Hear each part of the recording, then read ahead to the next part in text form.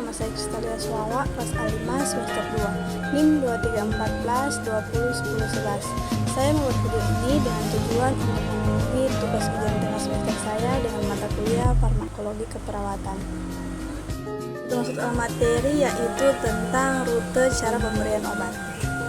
Obat adalah suatu bahan atau panduan bahan-bahan yang dimaksudkan untuk digunakan dalam menetapkan diagnosis, mencegah, mengurangkan, menghilangkan, atau menyembuhkan penyakit atau gejala penyakit. Kita harus selalu memperhatikan bagaimana obat itu bekerja, dosis yang harus dikonsumsi, efek dari pemakaian obat tersebut, apakah obat tersebut dalam keadaan baik atau sudah tidak layak untuk digunakan, sehingga tidak terhindar dari hal-hal yang tidak kita inginkan. Hal-hal yang tidak kita inginkan misalnya seperti overdosis atau malah menimbulkan kekebalan bagi penyakit yang diderita, atau bahkan dapat menimbulkan kematian jika salah mengonsumsi obat. Jalur pemakaian obat yang paling efektif yaitu secara oral, rektal, dan parenteral. Harus ditentukan dan ditetapkan petunjuk tentang dosis-dosis yang dianjurkan bagi pasien dalam berbagai umur, berat, dan status penyakitnya. Untuk membantu pemakaian alat melalui jalur pilihannya telah diformulasikan dan disiapkan dalam bentuk sediaan yang seperti tablet, kapsul, injeksi suppositoria, ointment, aerosol, dan lain-lain.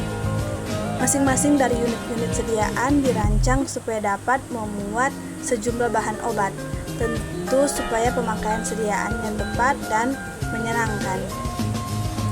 Ada 4 cara pemberian obat, yaitu yang pertama bentuk oral. Bentuk oral adalah obat yang dimasukkan melalui mulut. Pada umumnya cara ini lebih disukai karena lebih mudah dan lebih gampang untuk menggunakannya. Yang kedua ada obat cair, larutan dari sebuah zat dalam bentuk cairan dan pelarut.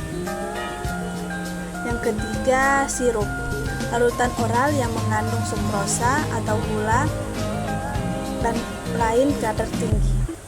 Yang keempat kapsul adalah sediaan padat yang terdiri dari obat dalam cangkang keras, lunak yang dapat larut di mana di dalamnya dapat diisi dengan obat serbuk, butiran, atau granul cair.